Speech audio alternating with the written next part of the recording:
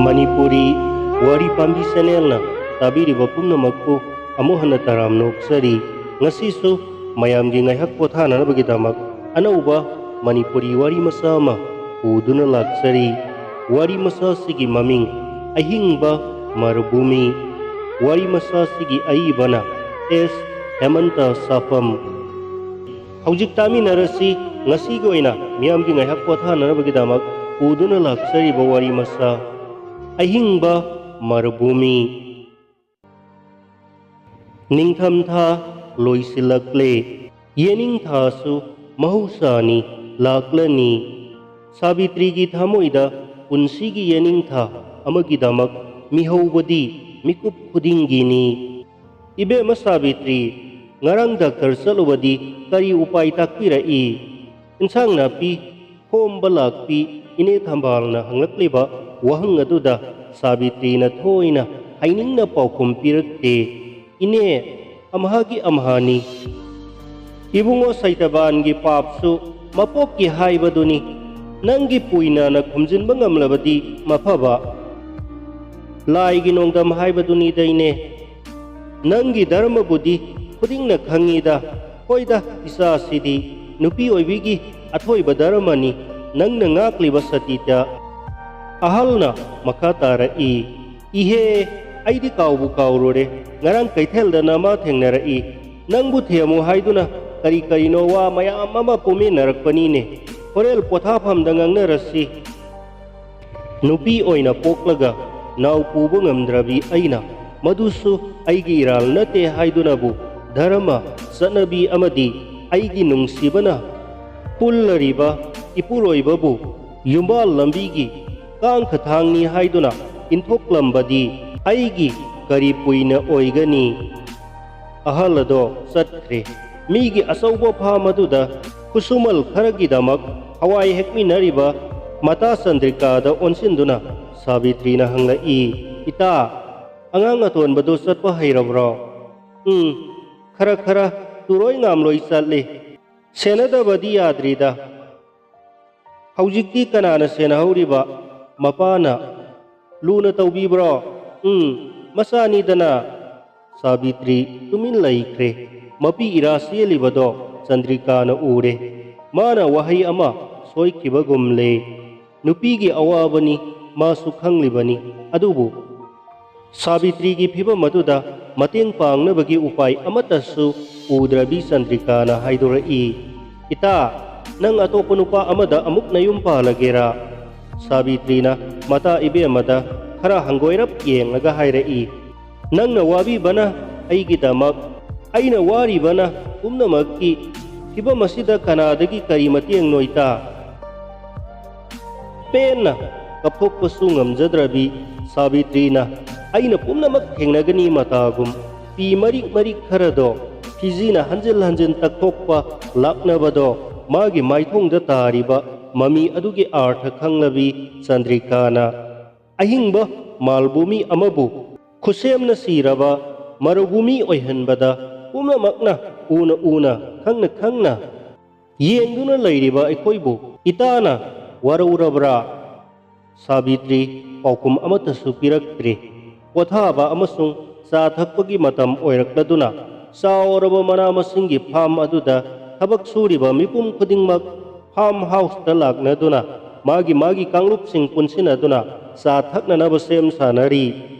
Sabitri su Chandrika ga loinana ine thambal thengnaroidaba mafam ama khanduna pothanaba sem sare Sabitri na khalli yum panminaba haibasigi wahanthokse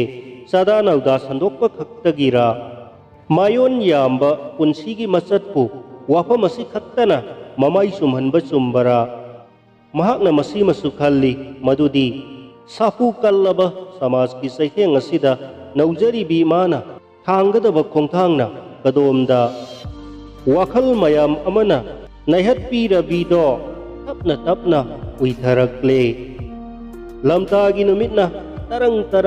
thoklakpa ayukki likla kanglam kangthatriba matamni Sabitri na hawai hekliba laubuk masi aduda sendrang sangbu ama irang taurari makoigidi basantani matamdo Sendrang labasing amaga siknari hambalbagi amomsinggi manakta makoibu uraga isel kangdriba Sabitrigi basantagi iputsu inot kara i matamasida konzel amana ibema Sabitri na layduna yangakpada akoibada kanasu ude ngasidi mafam aduda mahak mathantani ngakchana ringay konzel aduna amukasu ay nanggi nanakta saktari basanrang amani somda yengla o kang silaba hawai tharak pambi sabul amagi mathakta mamay pet kaptuna sendrang ama mangonda yenglibado Sabitri na ure mirol thokpa sendrang aduna hairei nupi masa nanggi awaba kokna naba upay ay haige taw lawuk asigi moirang laiji thangba kasingi sekpalda haijam pet pambi ama hauribani salu amun ba haijam pet ama nakut oina hektuna saro kudakta sendrang onduna aikoigi irakta tillaro basantagi kumay yauraro nasa laytabagi awaba kokcharo nangna usek naw pubi oiraba matung karamna naw purabi miyoiba ongadage haibasu aina takani madudi sendrang marolda haigadabana nang hana sendrang olaro Sabitri haijam pet mapongda leplare matam safatana mulliba uhaising ado ubada tathaklabido sendrang dugi wado setna thajakre mirol thokpa useki pautak sumle Sabitri sendrang amom ama ole sangulakta tinduna hawai tharak hangam kobida taba tilai khombi kurak haduna mabuk thanna sare mahak hajathokle sendrang labasingna mangonda mitare mabu koitan tanarare pamjaba chakjaba mitajaba singaduga mahak nungsi silokna rore sendrang Sabitri na pure mahak marum kokningba haure saijin saya thidringai mirol thokpa sendrang ningsingla i koipai duna mabu thirai amada hangi ude hai amada hanglui hangde hai kana amana asumna su hairai madi maibanina kanagumbagi phausubungda seng masang lumlambasu yai tanja aduda sauraba phamadugi masida saktaramba usek waya khudingmak maikai salai khangdana paithoknarai makoina ure manang nakpa khundagi sairong paiba nupa masa sangbu ama ham tamna sadan balaklibado trek trak trek kak lauki sendrang sanggu swai mangkre mathwai warabi Sabitri kobi marakta yungba mitam amagi segrak ahobada chit lisinduna napi mahaki bana loide mapuroiba buningsingla i sadan bagi khutta takrabadi kamdauwa khallubada mihul chenga singum narai amaromdana mirol thokpa sendrang ado dasata khiduna mahak mi onba ngamdragana kamdauwa mama oiningbana ngaurabido wabana loire humang anapi kare phana thenglaba fauba lamhenba sadan basing adugi samin takhidare adubu mana usek waya amatagi makholdi takhidare khalai mitam asidagi amadi labuk asidagi nanthokuna yumlakta amuktang paisinduna marup mapang sing thirurage mirol thokpa sendrang maibado soidana unarurage mado tangai fadrabani maramdi mahak masawai sangdrabini hingna mayum yaudabasu yadri mapuroibagi damak samajki damak manak nakpada atai sendrang ka magumna lotli bara kari tausige tanage khanduna tapna laura i sarik sa sadan bana takre kadai dano sendrang ama phongli se nauri paiba mi phatta mausa lairembi gi yeknaba nupa masa ama sahum tapna mitam tamna sangsila i magi sahum sendrang na fangle mahak yamna naksilakle Sabitri upai lairoi dauri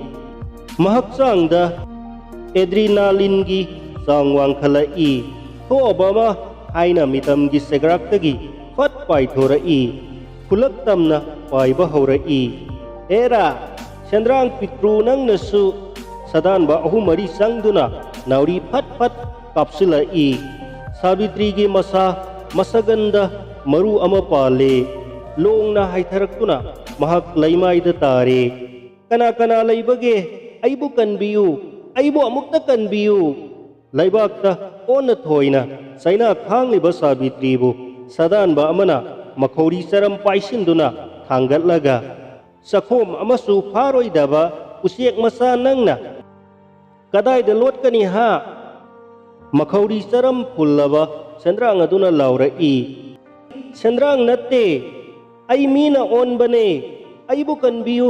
इमा इसाबु कनबियु अइसु मीने सावित्री से हौगलु करी नमंगनो नुंथिल ngaihak पोथाबसिदा नंगक समदुदा इनपिदु सुलोइना येसिलेने से ज्ञान तारबो नंगबो अस ओंथोकपा मंगनिदा हो मकु मंगने चंद्रिकाना मखा तारई नंग हेंजिनबो वाखल ngakta खंदुना लैरा माले नपुरोइबना अदुक नुंगसिना लोइना बिरिदना इसा याउबो याउदबा नुंगसिनाना हिंगमिनाबदुसु नत्रने पुंसिगी अहिंगबा मसक लाओ ससी मयाम थबक हौनरमलनी नुंगथिलादो सावित्री थबकता कया खोइजंद्रे Marol थोकपा सेंद्रांगना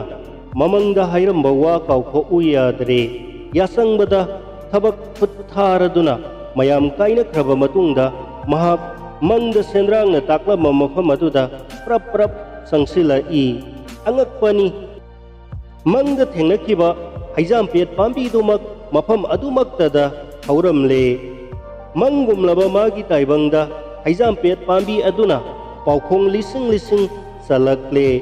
ngang ngang na mulaba haijam-pet sarong sing adudagi mahak mitpham hongba ngamdare laibak na tamba punsigi singnaba amana mapunsi suppa hingba ngamhaloi dauriba soktharaba hawai masa aduna pirakpa ithil na maram oiraga Savitri na oigi khut tapna amunba haijam-pet tamna tingthorai